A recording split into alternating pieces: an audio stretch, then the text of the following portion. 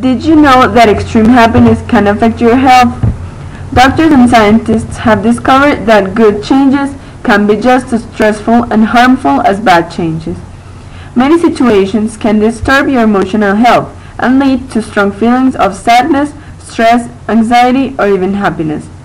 For example, being laid off your job, having a child leave or return home, dealing with the death of a loved one, getting divorced or married, suffering of an illness or an injury, getting a job promotion, experiencing financial problems, moving to a new home, having a baby, among others. Poor emotional health can weaken your body's immune system, making you more likely to get colds and other infections during emotional difficult times. The reason behind all this physical manifestation of the thoughts and emotions is the mind-body connection, which varies in every person. This connection consists in a strong bond between the physical and the psychological part of the human being, meaning that you can learn to use your thoughts to positively influence some of your body's physical responses.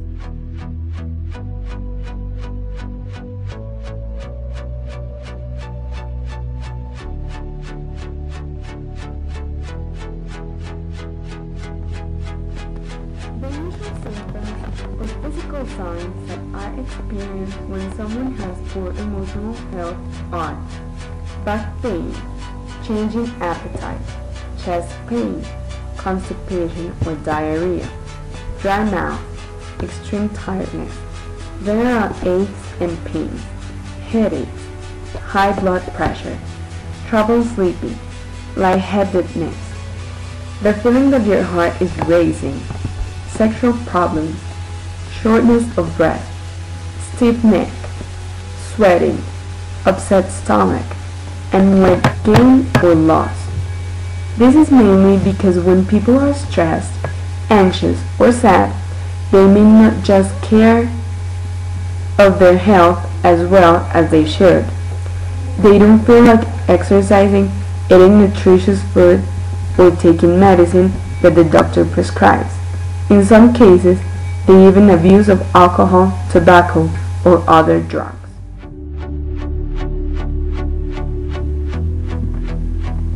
We know you're thinking that you might have some of these symptoms, but don't worry. We will help you go through this and achieve an excellent emotional health. First, try to recognize your emotions and understand why you're having them. Finding out the causes of sadness, stress, and anxiety can help you manage them in a good way.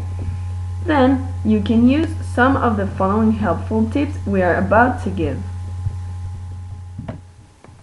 Express your feelings in appropriate ways. Keeping them inside can make things worse. Don't be scared to let others know what is bothering you. Keep in mind that some people are able to help you, and if not, talking will just make you feel relieved. Try not to obsess about problems at work, school, or home, but it doesn't mean you have to fake happiness. Just try to deal with the problems and focus on the good things in your life. Having a positive outlook can improve your quality of life. It is important to make time for things that make you happy and have a balanced life. Find social support, accept changes, and keep things in perspective for developing resilience. Resilience is the ability of adapting yourself to any situation and to recover from every fall. It is also being resistant, flexible, and strong in a way that anything can bring you down.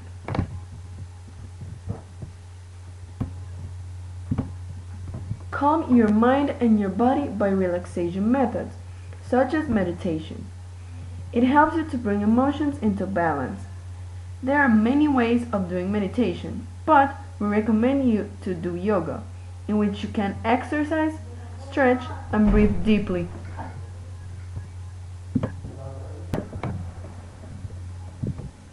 Don't forget to take care of yourself. Make a regular routine for eating healthy, getting enough sleep, and exercising to relieve tension. Avoid overeating and abuse of alcohol or drugs.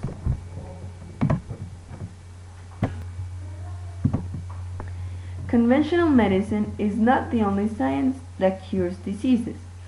There are other options of alternative medicine, which are based on energy and metaphysics experiences. For example, the Chinese medicine, aromatherapy, homeopathy, reflexology, meditation, acupuncture, among others. Some people may not believe it, but it actually works. You just need to have a good attitude. It's probably not what you'd expect to see at the nation's premier trauma hospital. A nurse circling the patient's bed, humming and waving her arms as if shooing evil spirits. She is doing Reiki, an alternative medicine approach that claims to heal through invisible energy fields. Dr. Richard Dutton calls it mystical mumbo-jumbo, but the anesthesia chief at Baltimore Shock Trauma Center is a fan. We do it because it helps our patients. It helps them feel better, it helps them relax. And more relaxed, their pain is better, they're easier to take care of. And from what they tell us, we think they get better quicker. Unconventional therapies and herbal remedies have been around for centuries. Now they're gaining popularity among those seeking natural, safer remedies. But health experts warn that their safety and worth haven't been proven, and that even natural substances can do harm. It's kind of like taking an unknown medication without knowing anything about the side effects or the interactions with other drugs. It's estimated that 150 million Americans take dietary supplements. For many, taking vitamins and herbs are just a waste of money. But the cost is far greater for others, including cancer patients. They could waste precious time if they delay treatment. As a general rule, I would say that you should not delay more than 3 months when a curative treatment is offered to you, because it may really make the difference between life and death. Back at Shock Trauma, doctors think that some alternative therapies may help as long as patients are getting traditional treatment too. We don't tell them that it's going to cure them. We say, this is a technique we've used in some patients that helps them relax and makes them feel better. We think it would help you. As for vitamins and supplement pills, they don't need FDA approval to be sold, and patients should tell doctors about any they're using because they can interfere with other treatments. The bottom line, buyer beware. Diane Kepley, The Associated Press. For example, there is an organization called EFT, which uses alternative medicine to release negative emotions as a key to health and happiness. Pain was in every part of my body for many, many years. I stopped needing a doctor. I was diagnosed with multiple sclerosis. They cannot find any traces that it ever existed in my body. I had over 80 allergies and I was allergic to the world, basically. I am not allergic to anything. I can eat anything I want. It was easy to lose weight. Shame issues. Cravings. Chronic fatigue.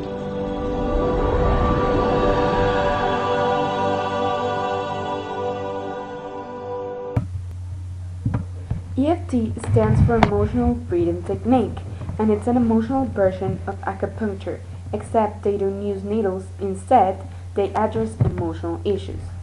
The emotional contributor to disease, elements, and physical things is far greater than the advances that is being given to it today. All of us know intuitively that if we are carrying around angers, griefs, guilt, and traumas, it shows up physically. If somebody is really angry, their stomach is tight, maybe their veins are coming out of their neck, their blood pressure goes up immediately. The emotions cause physical things. When you keep your body tense for a long time, now you're looking at diseases. You know, in my own case, I got tired of giving medications which would just treat the symptoms and didn't really address what I thought was the underlying problem. EFT, on the other hand, digs right in on it, and researchers think that that is why they get results where nothing else will. It is possible to clear emotional issues at a deep enough level that physical healing results. Acupuncture relies on the fact that there are subtle energies that run throughout the body, called meridians, and if they are not flowing well, the body's health does not do well. What they found is something very shocking. If we stimulate these meridians, tapping on them with our fingertips, it tends to balance things out, and in people who would have an intensive emotional issue, it would just fade. Sometimes it would happen even in minutes. Once you start taking care of these emotional issues, doing it correctly, and really resolving them, the physical things start to subside as well. Immediately, I could control my pain levels. I cannot think of one case it did not work on a migraine. My migraine was gone in 10 minutes. I don't have diabetes anymore. I don't have to check my blood anymore. I gave my blood meter to my sister, whose cat has diabetes because he's overweight. What they've really done is taken a very ancient, very well-established processed Chinese way of going about healing. They dusted it off and they did an innovation or two, and this is the new format. They are like in ground floor with this new healing high rise. When I was 10 years old, I fell down a 25-foot hay chute that landed in a sitting position on a concrete landing, compressing my spine. With each surgery, the pain just got worse. I lived in pain my entire life. I lived on Tylenol with codeine 4. I took them like candy. I was diagnosed with multiple sclerosis, which was another devastating blow, and my response to that was, God, how much can I take? I was totally wheelchair bound for 5 years. EFT brought me out of the wheelchair, put me onto arm crutches, which my doctor said would never happen. Went from arm crutches to giving up Social Security disability and returning to work. I see EFT cure things that are incurable all the time. When it comes to the MS, I'm completely cured. It's gone. It's non-existent in my body. I'm 54 and I'm doing jumping jacks now. This is not a treatment to cure diseases in a minute or two, or in a session or two, because some patients take longer than others, but they get astonishing results often. What EFT does to prove it is to take a fingerprint of blood from a few different people. They take a look at it under a dark field microscope and actually look at what their live bloodstream looks like. A person that is healthy, their live bloodstream will look like a clean flowing river, and a sick person will look clumpy and like a messy swamp. Of 6 people, 3 had blood pictures that looked like there are some health issues that should be addressed. So they had those 3 people go through a 5-minute session of EFT and took the blood sample again. They saw a just total different blood picture with no sign of clumping. I was speechless. When I could finally think again, I thought, I'm going to go home and just take my certificates, my degrees that took me years to get, and just tear them up and just, let's learn about this EFT. Normally, as a nutritionist, I would have put you on 2 or 3 months of mineral supplementation, but EFT, 5. So we're getting to the core. That's why you can use it for everything. Addiction issues. Shame issues. Vision issues. Chronic fatigue. Fear of flying. Atrial fibrillation. Cravings. Diabetes. Diverticulitis. Post-traumatic stress disorder. Abundance. It was easy to lose weight. Public speaking. Insomnia. Performing in any capacity. You can go from 0 desire to hot and ready. Yeah, romantic life got better, and for the first time I can probably say I truly and genuinely like myself, love myself, have acceptance. People ask me what kind of antidepressants I'm on, and I say EFT. You know. I do believe anything is possible now because I've seen it. One that was really fun to do was the vision experiment I did. 75% had an improvement in their vision. I keep getting emails from people, by the way, Carol, I'm not using my glasses to look at the piano music anymore. EFT is the best thing I found, hands down.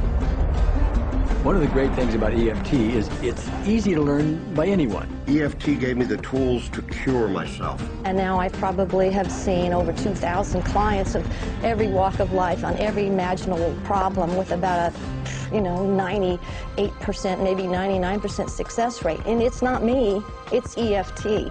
I thought, well, I don't know if I believe this, but what if I just suspended my disbelief? And now we're gonna give you a simple and funny explanation about the mind-body connection. Show me with your hands, where does stressful thoughts affect your muscles? 1, 2, 3, show. Okay, backs, we got necks, shoulders. Do I have any jaws in the room? And do I have any low backs in the room? Do I have any kind of irritable bowels in the room? Do I have any feet that are really hurt at night? Let me tell you, every muscle, it's equal opportunity, the entire body. I watch people in airports, great place to witness mind-body interactions when people come racing in half naked from going through, through the whole security thing. They've got their belt over one shoulder, they've got their shoes in the other hand, their pants are undone, they're racing in, right? You've seen that? They get there to their gate. And I don't know why they always put in a diagonal line, but it isn't a diagonal line. It's written in red and it says canceled. And then I just watch. And I see what's going to happen. I see people's feet just like this. The metaphor of the feet doing this, I'm going to stand my ground. Nobody's going to push me over. Right? That's what they say. And then I just watch because it's bound to migrate up. The backs of their legs tighten. Their butt tightens. They're probably good belly dancers. Sometimes one butt cheek more than the other, and then I know they have pain on that one side. I can tell all about their history. And then their shoulders tighten and their stomachs grip, and they make fists. Their necks tighten up, their jaws tighten up, their forehead kind of screws up, and they come up to the counter and they say, I have got to get to Columbia. I'm giving a speech tonight. You've got to get me there. And it doesn't help, does it? So they take their belt and they grab their shoes and their computer bag over their shoulder and they drag the other carry-on and they get to the other gate area and they sit down and they put their shoes on and they put their belt back on and they get on the airplane and they're going to Columbia and they're thinking, I have got to relax. And so they try to think happy thoughts because they think the stress is in their mind. But it's not in their mind, is it? It's in their body, right? Stress is everywhere. It's everywhere. It affects your muscles. It affects your nervous system. As soon as you have a stressful thought, it may not even happen. In fact, does it usually happen? Look, you're women. I know the truth of it. We are so creative at creating disaster and panic stories that never in a million years are really going to happen, don't we? Come on, agree with me. We do. We create just so many. So our body interprets it all as real, and it changes our nervous system, and it starts overstimulating like the gas pedal of our nervous system. And our poor brakes, we try to brake, but we keep the gas pedal on the whole time. And then it changes the chemistry in our brain and body. This is what my research is based on. It's the field of psychoneuroimmunology, which is a big word to say, that when you have a thought or feeling, it changes the whole pharmacy in your body. It changes chemicals like cortisol, adrenaline, noradrenaline. Changes chemicals like serotonin and beta endorphin. Have you heard of those before? Serotonin? Serotonin is the one that when you wake up, you feel happy for the day. When you don't have enough serotonin, you feel down, right? Beta endorphin is like the self-esteem chemical. It's a chemical your body makes. But when you're stressed, it doesn't make enough of it. You don't have enough self-esteem. You don't feel like getting out, going anywhere. This is from stress. You're changing your body's chemistry.